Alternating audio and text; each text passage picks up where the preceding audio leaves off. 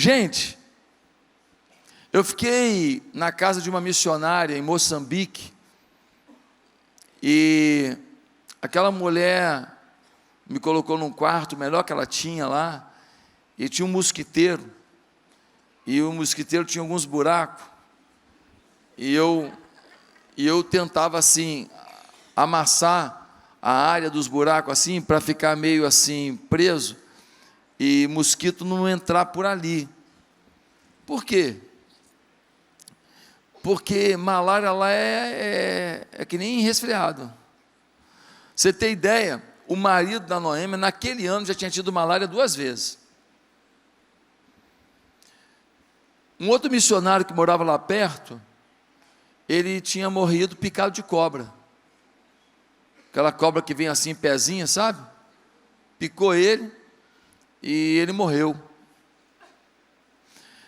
A Noêmia fazia um trabalho num lugar que eles falavam que era hospital, né? Mas parecia mais um depósito de gente doente. Não tinha comida. Se não levassem comida para os doentes lá, eles morreriam de fome, porque o Estado não dava comida. E a Noêmia cuidava ali dos pacientes da área de AIDS. Pensa num lugar difícil, fedorento. Ela fazia um trabalho dando comida para um grupo de cegos. E esse grupo de cegos era muito pobre mesmo. E eles não tinham assim um local, uma casa com água encanada para tomar banho. Então eles ficavam muito tempo sem tomar banho. Pensa num cheiro. A pergunta que eu faço é: por que algumas pessoas estão dispostas a fazer isso por Jesus?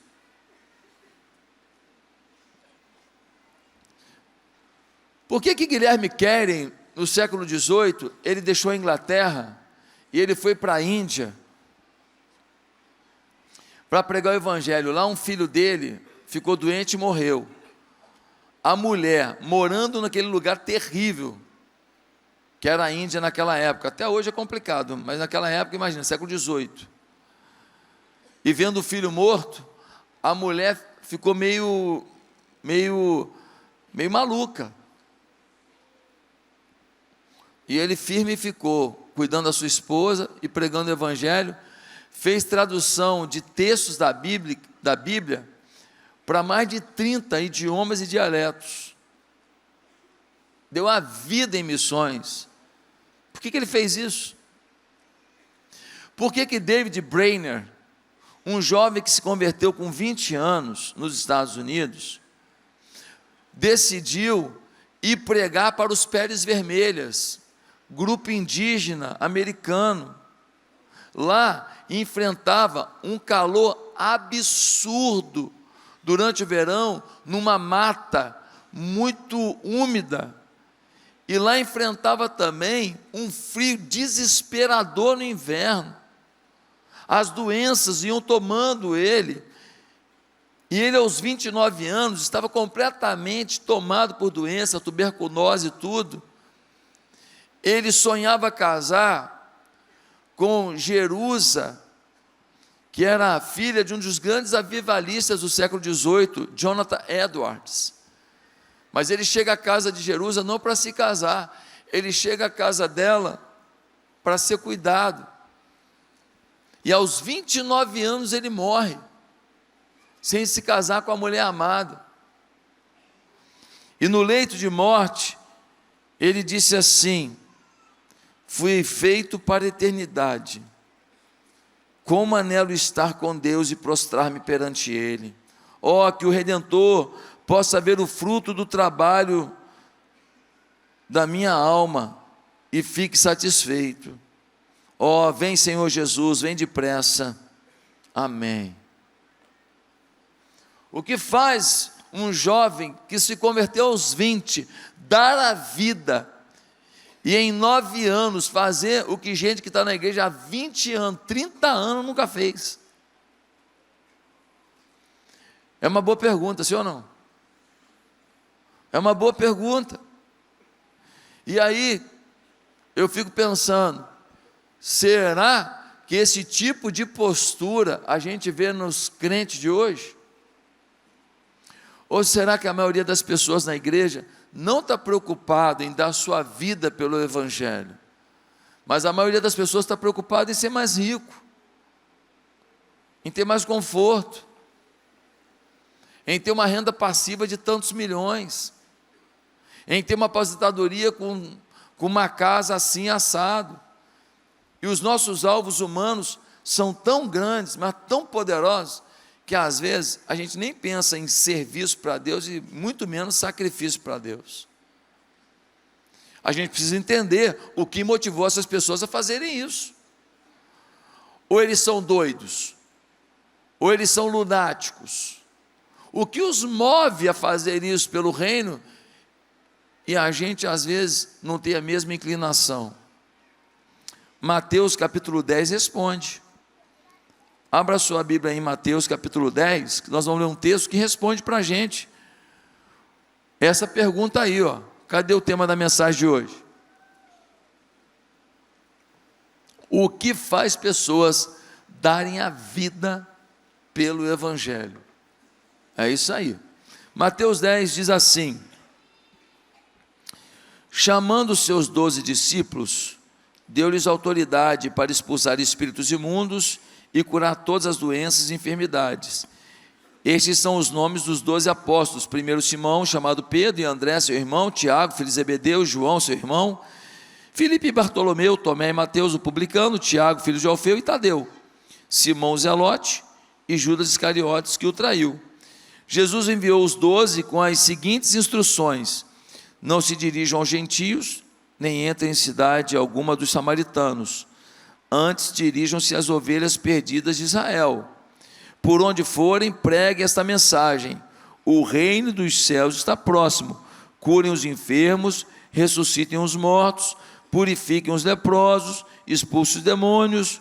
Vocês receberam de graça, deem também de graça.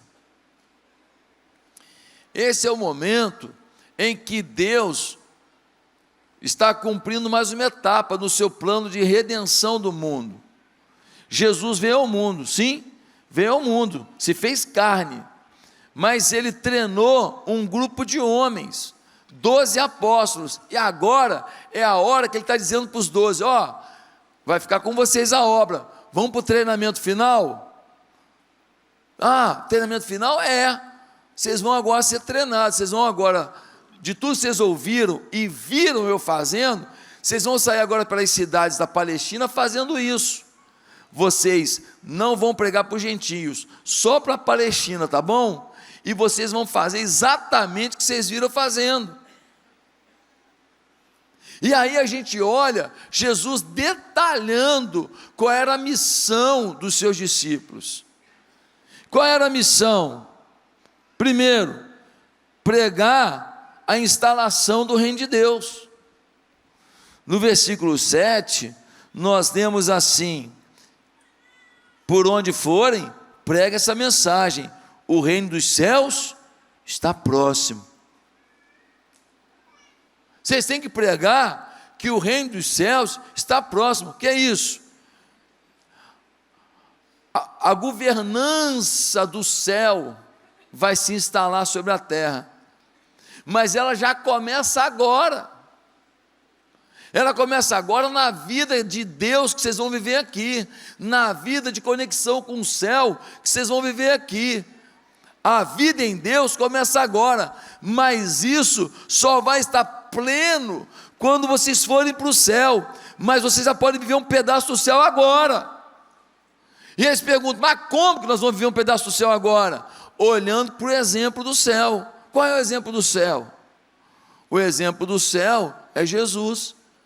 Ele foi o único que cumpriu todo o propósito de Deus na terra. Ele foi o único que venceu todas as barreiras, as tentações. Ele foi o único que conseguiu viver a plena vontade de Deus. Então, você quer viver para Deus? Olha para Jesus. Você quer viver o que Deus espera de você? Olha para Jesus. Eu pensei que eu tinha que olhar para o membro da igreja. Não, o membro da igreja pode te inspirar, pode te ajudar, beleza. mas a referência é Jesus. E ele está falando: olha, vocês têm que falar que o reino dos céus chegou, e tem nome, é Jesus. E que se vocês se conectarem com Ele, vocês podem viver a eternidade com Ele. E vocês podem aqui na terra ter uma vida muito melhor, se vocês já começarem a viver na terra os princípios do reino dos céus. E aí a pergunta é se a gente está pregando isso, né? Porque às vezes a gente está pregando, vai para a igreja é legal.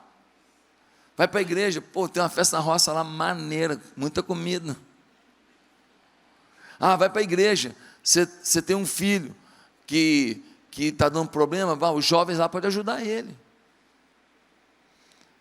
Ah, você tem uma criança, a criança, ela tem alguma dificuldade aí? Tem. Não, nós temos um ministério de inclusão que pode ser bênção na vida dele.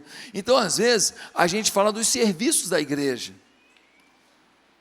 A gente fala do que Deus pode fazer através da igreja, mas a gente não fala de Deus. A gente prega as ações da igreja, mas não prega o Deus que permite essas ações. Irmãos, quem transforma a nossa vida é Jesus. Se a pessoa vier para cá e ela estava doente, pode ficar curada? Pode.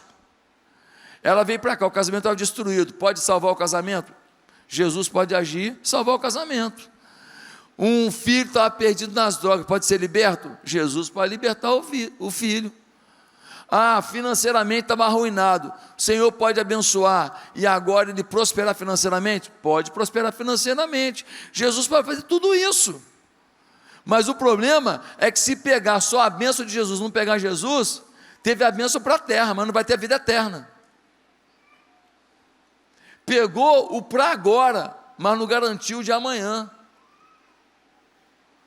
Recebeu o que passa, porque se você melhorar financeiramente hoje, não quer dizer que você vai continuar melhorando e vivendo financeiramente bem. Se você foi curado de uma doença hoje, não quer dizer que você vai ser curado da próxima. Se o seu filho está numa boa hoje, não quer dizer que ele vai estar numa boa amanhã. Ou seja, você ganhou o que tem prazo de validade, e você não pegou o que não tem prazo de validade, a eternidade com Deus. Então, o convite foi: preguem o reino, preguem que Jesus pode fazer tudo, mas preguem que não é para pegar tudo que Jesus faz, é para pegar Jesus com tudo,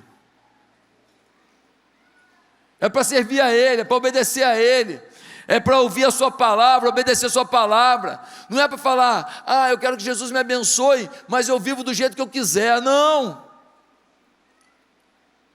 A segunda coisa que Jesus propõe aos discípulos está no versículo 8, diz assim: de graça recebeste, de graça dai.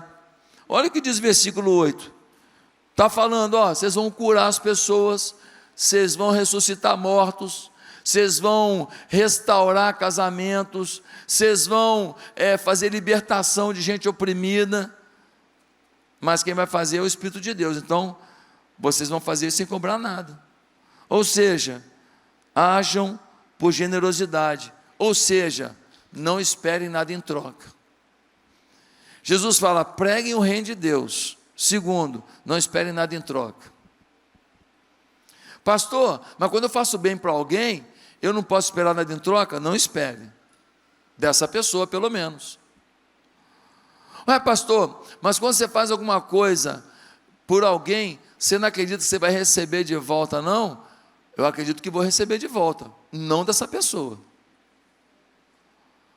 Quando eu faço bem para alguém, eu sei que Deus está vendo o bem, e Deus vai me abençoar de alguma maneira. Agora, se eu botar expectativa em quem eu ajudei, eu estou frito, quem entendeu?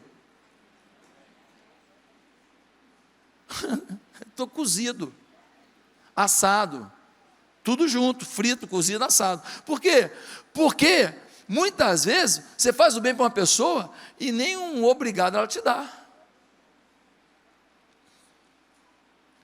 Muitas vezes você emprega na sua empresa Uma pessoa, você dá uma oportunidade, nem era a pessoa melhor para aquele negócio, e você contratou, e ela ainda fala mal de você, ainda te rouba. Então, querido, quando a gente faz o bem para alguém, esse alguém pode não te dar em troca o que você espera, Deus vai dar. Da onde vai vir a recompensa, Deus defina. Porque senão você não vai fazer bem mais para ninguém. Que cada decepção que você tiver, você vai se afastar. Você vai ficar mais desacreditado das pessoas. Ah, pastor, mas você não fica chateado, não? Chateado eu fico. Te faço uma coisa boa. Você não responde legal. Você quer que eu fique o quê? Ai, que bom, ai, que delícia. Ai, como é bom gente ruim. Não. Eu fico chateado. Ah, então você fica magoado. Não, não. Eu falei que eu fico chateado. Magoado, não. Ué, pastor, qual é a diferença? Ô, gente, quando uma coisa ruim acontece, você fica chateado. Mágoa é quando essa chateação cria uma raiz dentro de você. Magoado é quando uma coisa ruim, ela agora virou uma raiz dentro de você, que vai começar daqui a pouco brotar uma árvore e frutos ruins. Chateado é, não gostei não. E aí o que você vai fazer? Ah, deixa para lá. Ué, mas você não ficou com a... Não, que magoado. Você não merece que eu fique. Ué, mas eu fiz... Pensei que você tinha magoado. Não, você não merece, não. Quem é você? Você para me magoar, quem é você? Ué, pastor, é brabo o que você está falando? É brabo mesmo. Quem é você? Diante de tudo que Deus faz na minha vida, para eu te fazer o bem, você me pagar com o mal, e eu achar que não valeu a pena. Eu cumpri minha missão de fazer o bem até por quem não merece, cumprir a Bíblia. Quem é você para gerar mágoa em mim? Quem é você? Eu sou feliz, amigo. Eu tenho um Deus poderoso. O que eu fiz para você, Deus me dá 200 vezes mais de onde Ele quiser. Um ímpio vem e me abençoa. Quem está entendendo? Agora você se magoa toda hora, você vive magoado, tal. As pessoas criam raiz dentro de você o tempo inteiro. Nossa, você não cuida do terreno do seu coração, não? Não tem cerca essa porcaria desse terreno aí, não? Tem muro aí não, meu Deus? Qualquer um entra, vai lá e bota uma raiz ruim, se mágoa, você vive de mágoa, é ruim, hein? Deus fez tanto por mim, por você, nós somos tão amados por Ele, que quem é um ofensor para determinar o que vai plantar no nosso coração, vai se lascar. Quem entendeu? Senão você não vive. Chateação, mágoa não, desejar eu quero que ele se lasque, eu quero vingança, o fulano que te fez o mal está indo bem, legal, o fulano que te roubou está rico, Deus está vendo, se Deus deixou ele enriquecer mesmo roubando, um dia eu sei que a chapa vai esquentar no caldeirão, meu irmão. Um dia vai pegar para ele. Terceira coisa que Jesus falou para os discípulos: vocês vão trabalhar agora na dependência de Deus, vocês vão ter garantia de nada. Como assim? Versículo 9, diz assim: não levem nem ouro, nem prata, nem cobre em seus cintos, não levem nenhum saco de viagem, nem túnica extra, nem sandálias, nem bordão, pois o trabalhador é digno do seu sustento. Versículo 11, na cidade ou povoado em que entrarem, procurem alguém digno de recebê-los, e fiquem em sua casa até partirem. Olha o que Jesus falou para os caras: vocês vão sair para pregar o evangelho, vocês vão cada um para uma cidade, vão percorrer várias cidades pregando. Os caras, legal, tal, e aí, vai ter ticket de restaurante? Não. Tá, o senhor vai fazer algum convênio com a rede Ibis para a gente ficar hospedado? Não. Ah, então a gente vai levar algum dinheiro, só tem algum dinheiro aí reservado. Não, vocês não vão levar nem um centavo. Ah, deixa eu tentar entender. Nós vamos sem levar nem um centavo, a gente entra na cidade, começa a pregar, e aí a gente não tem nada garantido para dormir nem para comer. É isso mesmo, vocês entenderam. O que Jesus estava falando? Dependa de mim. Eu vou te dar o pão na hora que eu quiser.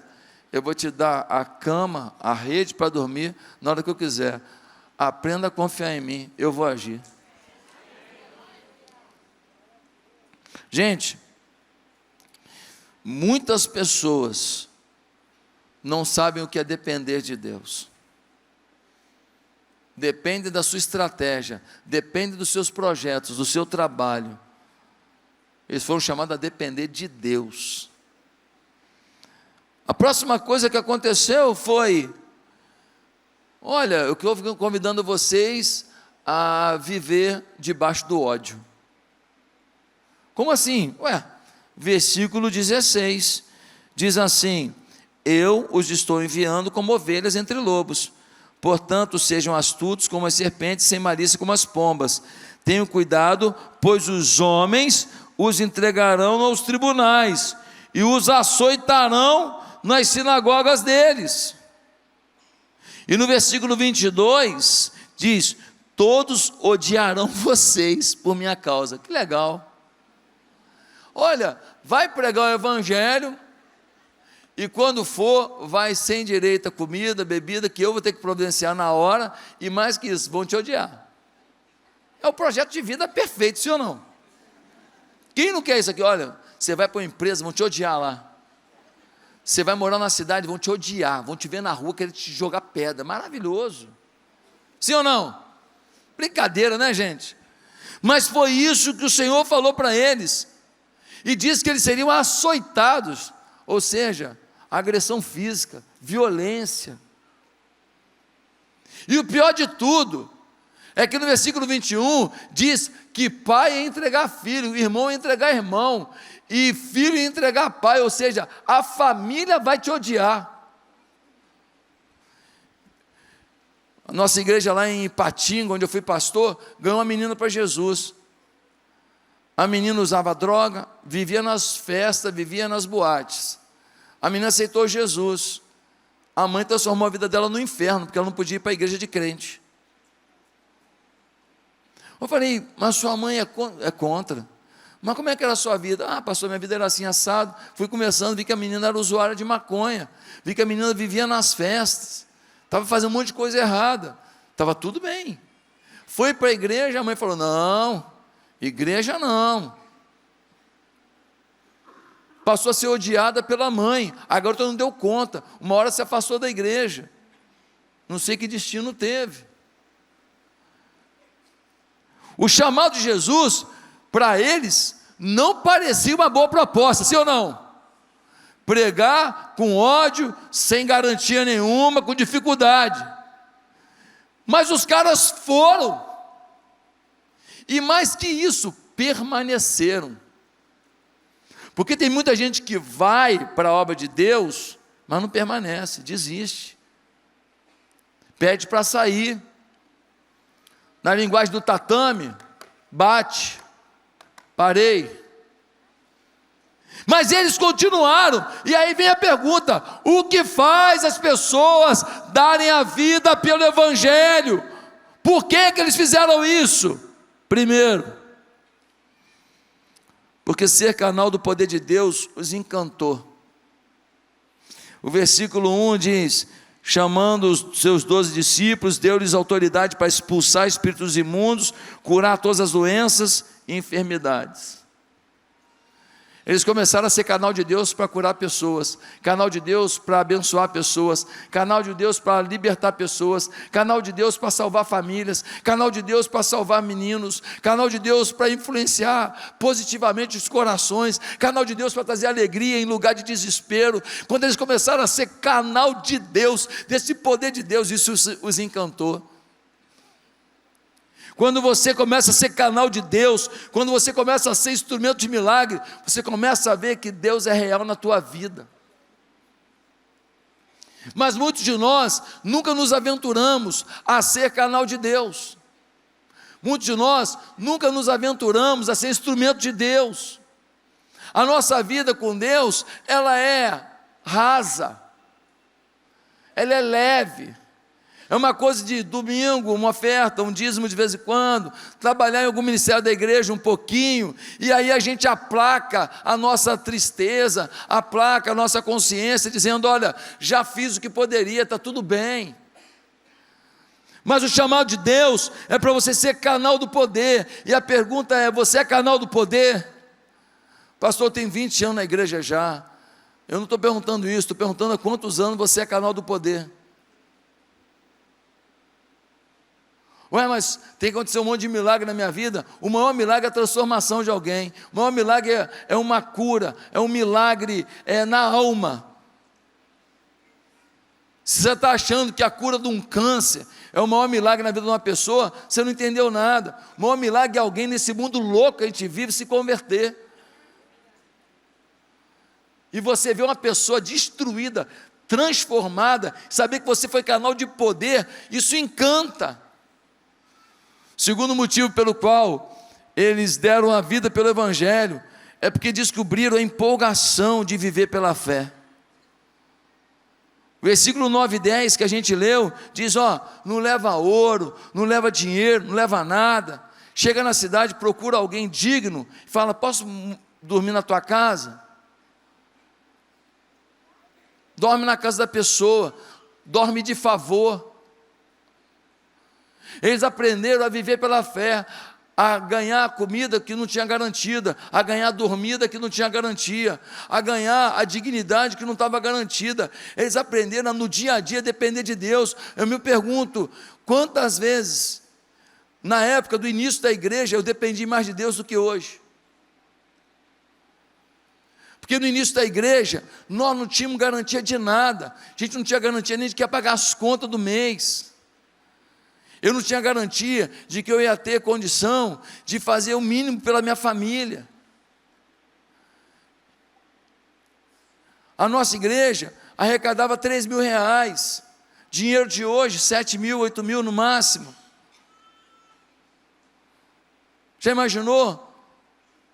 Meu sustento de uma missionária da igreja, que a igreja tinha uma missionária, mas pagar as contas todas da igreja, com 7, 8 mil reais hoje, eu com mulher e 2 filhos, 2 famílias, a minha e da missionária, mais a despesa toda da igreja. Hoje alguém fala: nossa, que maravilha, hein, igrejão, hein? Hoje é mole falar. Mas quem ia vir para isso? Quem ia vir para uma escola municipal, quando a garantia da sobrevivência da sua família não estava garantia? Mas foi um momento que eu dependi de Deus de uma maneira extraordinária.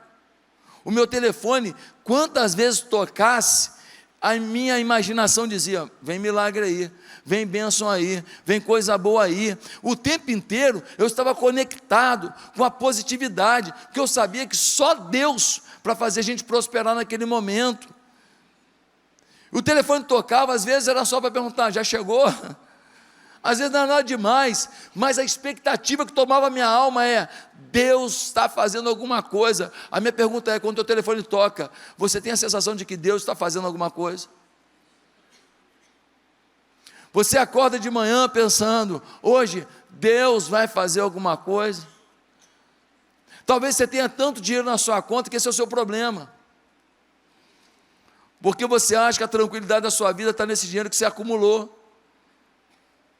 Talvez você tenha uma casa tão confortável, uma casa de praia tão maneira, talvez uma casa de campo muito linda, talvez você tenha investimentos em ações, talvez você tenha comprado algumas startups e alguma delas pode explodir daqui a pouco, você se transformar num bilionário. Então a sua confiança está tão grande nas coisas que estão debaixo do seu governo, que estão no seu controle, que você perdeu a visão de que você precisa viver pela fé.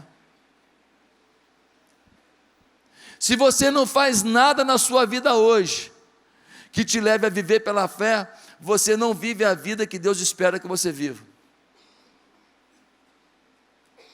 Se a sua vida é tão controlada, tão ajustada, tão organizada, que não existe nada de desafio de fé na sua vida, você ainda não chegou no lugar que Deus queria.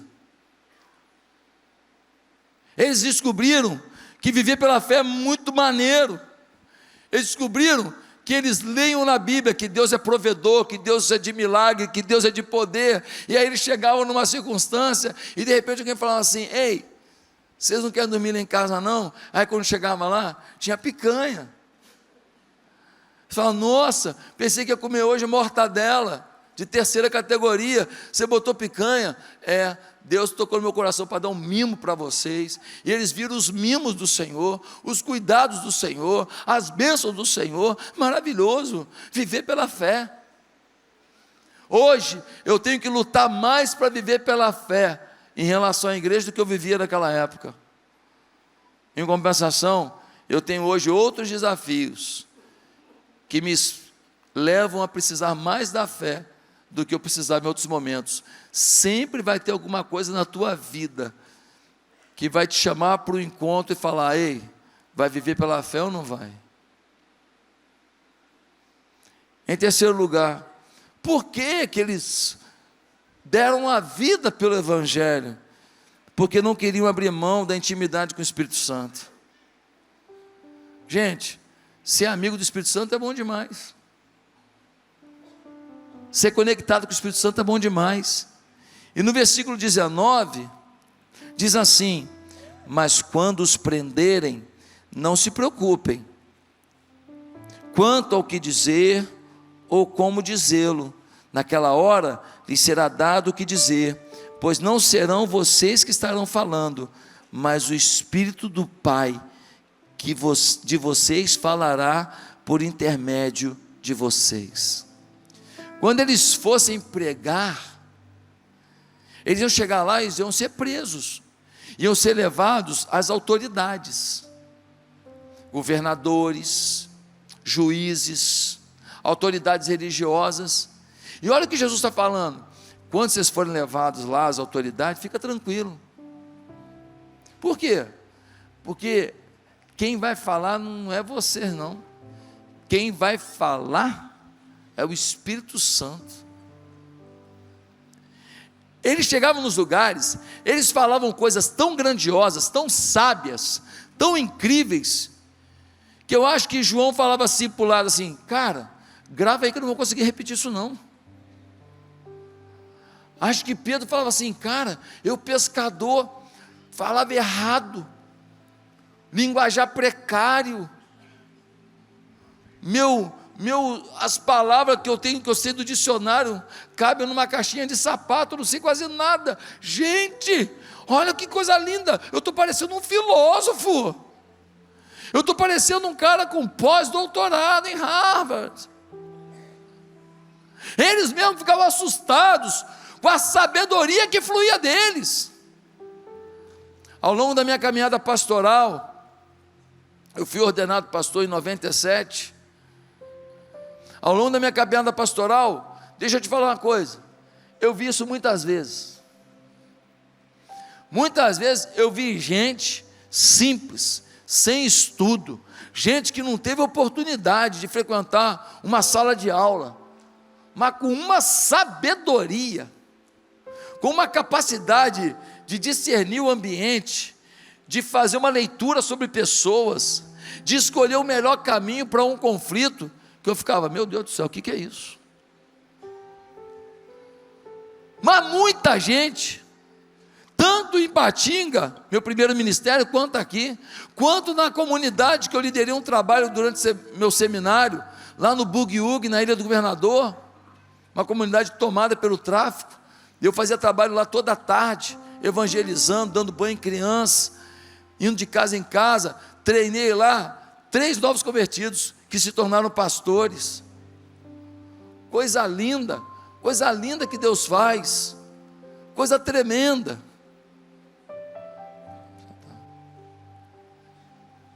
Então, gente, é tremendo o que Deus faz.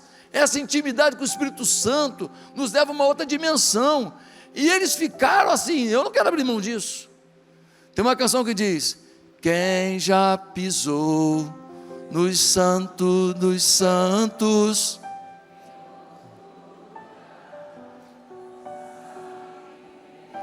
Quem já pisou no santo dos santos em outro lugar, não sabe viver. Irmãos, é tremendo isso. Mas eles também não quiseram parar de dar vida pelo Evangelho, porque descobriram que mais arriscado que a vida é não viver a essência do Evangelho. Descobriram que mais arriscado que a vida é não viver a essência do Evangelho. Pastor, a vida é arriscada mesmo, hein? É. Você sai daqui para outro bairro ali, você passa por tanta coisa ruim que você não viu. Você visse, você ficava paralisado. Você vai visitar um amigo seu, você vai daqui, pega a linha amarela ali, ó, pega a linha vermelha, você passa em tanto risco de vida que você nem tem noção, senão você não saía de casa. A vida é arriscada. Você está com saúde, belo dia, uma brotoejazinha, brotoeja, vou lá na minha dermatologista para arrancar, no consultório mesmo, a bolinha, chega lá e eu acho que é mais profundo, faz exame aqui, metástase.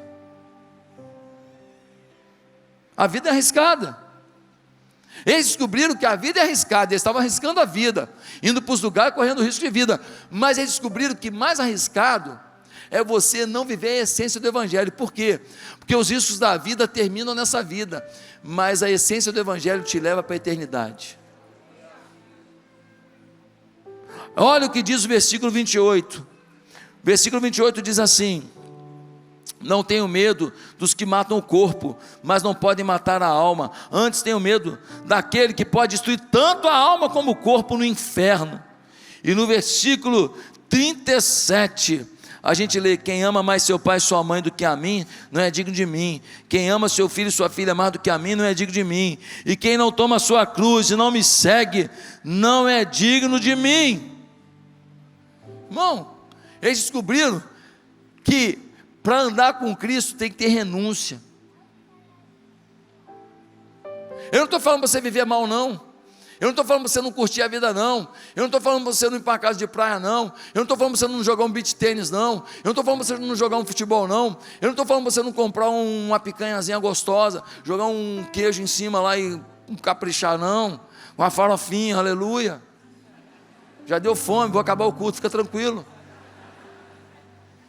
Eu não estou falando isso não, eu estou falando que a gente busca a melhor vida que a gente pode aqui na terra, mas a gente tem que entender que a melhor vida que a gente tem que viver é com Deus, porque essa é eterna. Senão a gente entra naquele problema, a pergunta de Jesus: de que adianta o homem ganhar a vida, ganhar o mundo inteiro e perder a sua alma?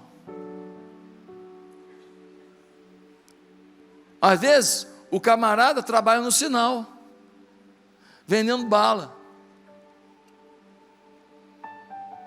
E aí, de vez em quando, ele descobre lá uns preços baratos lá no Ceasa. Ele compra umas caixas lá de morango, compra umas caixas lá de caqui, e ele vai para o sinal e vende ali.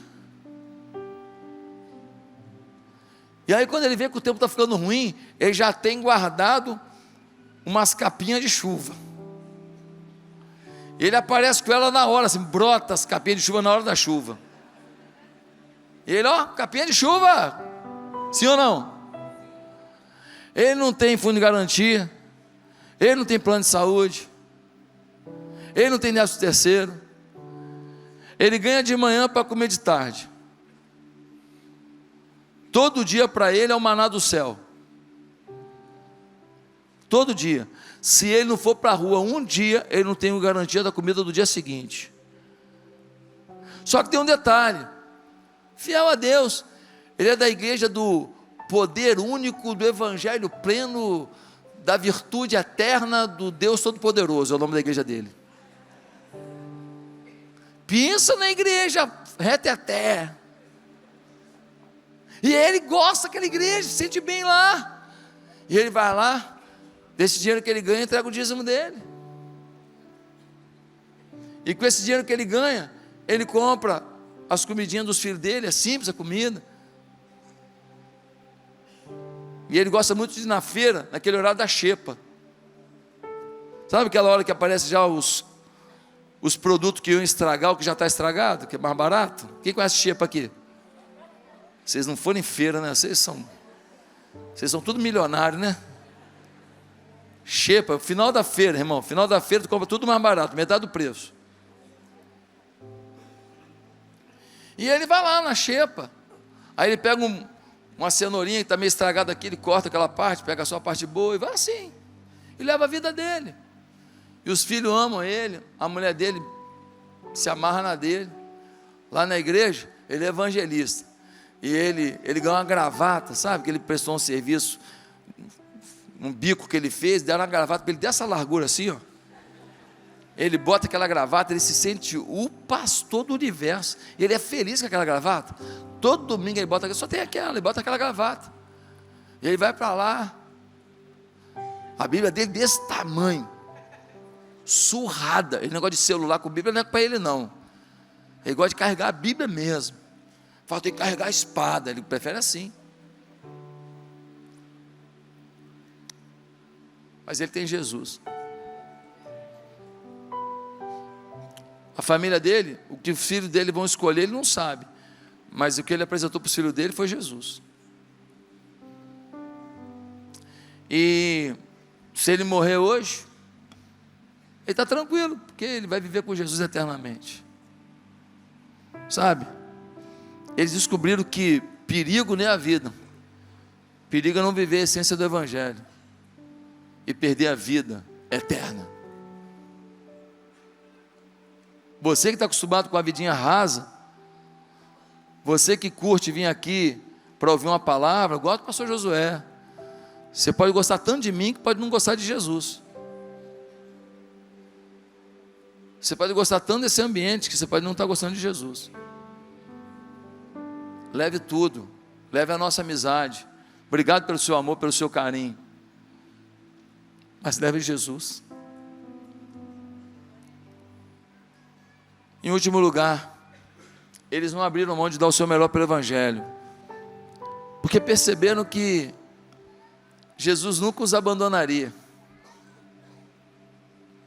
Na hora que eles estavam com fome, brotava comida. Na hora que eles estavam cansados, brotava uma cama. Na hora que eles estavam com dor de cabeça, Jesus os neusaldinava.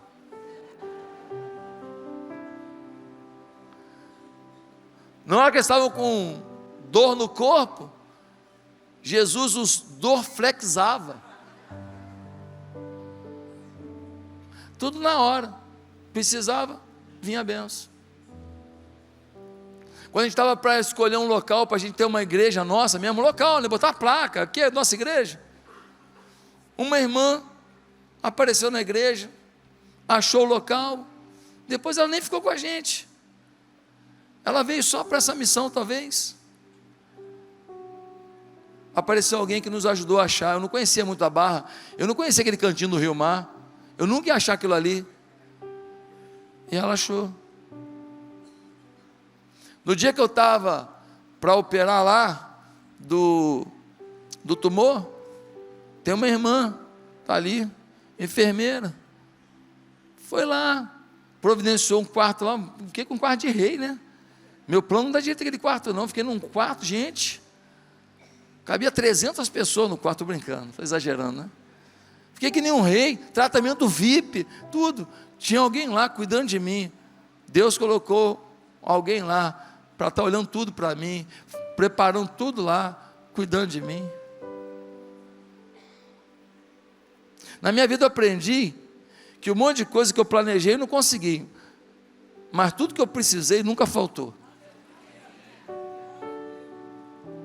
Nunca faltou um abraço, um incentivo, a comida, o remédio e a esperança. E você? dado o seu melhor para Jesus? Olha o que diz o versículo 29, para a gente terminar. Versículo 29 diz assim: não se vendem 2 pardais por uma moedinha? Contudo, nenhum deles cai no chão sem o consentimento do Pai de vocês. Até os cabelos da cabeça de vocês estão todos contados. Eles descobriram que Jesus cuida do detalhe, até do fio de cabelo.